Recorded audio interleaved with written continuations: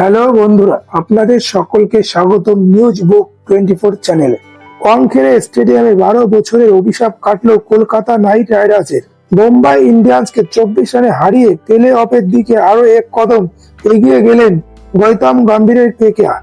আরব সাগরের তীরে ওয়াংখেড়ে স্টেডিয়ামে মুম্বাই ইন্ডিয়ান্সের মুখোমুখি হয়েছে কেকেআর। টস জিতে প্রথমে বল করার সিদ্ধান্ত নিল Mumbai Indians.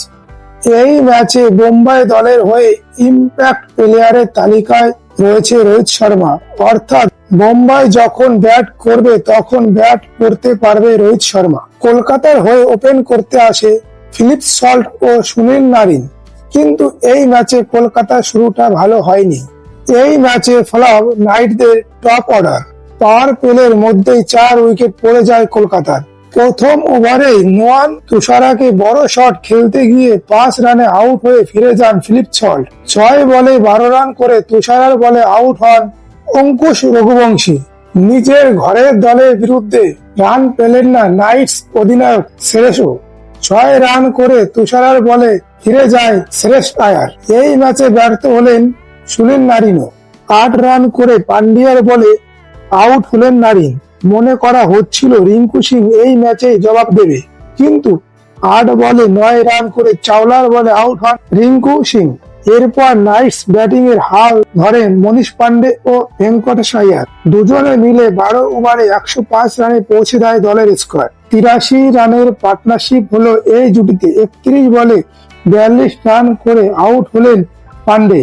Rachel run out হলেন 7 রানে। রমনদীপ ও স্টার্ক কেউই রান পেলেন না। শেষ পর্যন্ত ভেঙ্কটেশ আয়ার 52 বলে 70 রান করে বুমরার বলে আউট হলেন। তার ইনিংসটি সাজানো ছিল 6টি 4 ও 3টি 6। কেকেআর 19.5 ওভারে সব উইকেট হারিয়ে 169 রান তোলে। বুমরা ও তুষারা 3টি করে উইকেট নেয়। হার্দিক পান্ডিয়া সংগ্রহ করে 2টি উইকেট ও পিয়ুষ চাওলার সংগ্রহ ছিল 1টি উইকেট। 170 রান তাড়া করতে মুম্বাইয়ের হয়ে ব্যাট করতে আসে 2 ওপেনার রোহিত শর্মা ও ঈশান কিষান। কলকাতার হয়ে প্রথম ওভার বল করতে আসেন বৈভব অরোরা ও মুম্বাই ইন্ডিয়ান্স প্রথম ওভারে 6 রান সংগ্রহ করে। দ্বিতীয় ওভার বল করতে আসে মিচেল স্টার্ক। ঈশান কিষান মিচেল স্টার্কের দ্বিতীয় বলে 4 ও তৃতীয় বলে 6 মেরে শুরুটা ভালোই করেছিল, কিন্তু চতুর্থ বলে স্টার্ক ঈশান কিষানকে বোল্ড আউট করে দেয়। তৃতীয় ওভার বল করতে আসে বৈভব অরোরা। নমন 2টি 4 মেরে ওই ওভারে 9 রান সংগ্রহ করে নেয় এবং চতুর্থ ওভার স্টার্ক বল করতে আসলে রোহিত প্রথম বলে 6 মেরে ওভারে শুরু করে এবং 4 ওভার শেষে 38 রানে পৌঁছায় দলের স্কোয়াড।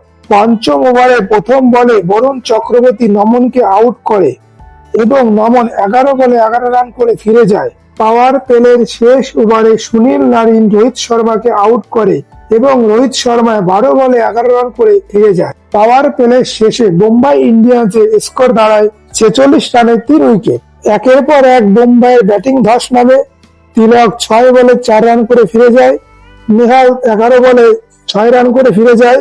হার্দিক 3 বলে 1 রান করে ফিরে যায়।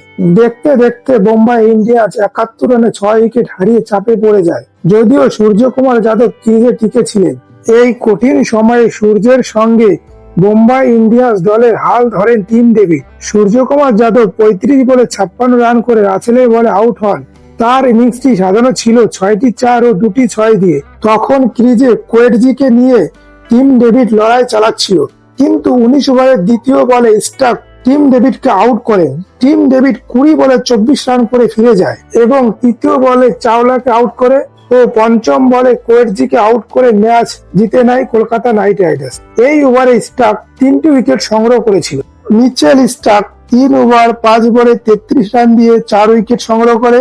বরুণ চক্রবর্তী 4 ওভারে 22 রান দিয়ে 2 উইকেট ও সুনীল নারিন 4 ওভারে 22 রান দিয়ে 2 উইকেট সংগ্রহ করে এবং ম্যাচের সেরা হয় ভেঙ্কটেশ আয়ার।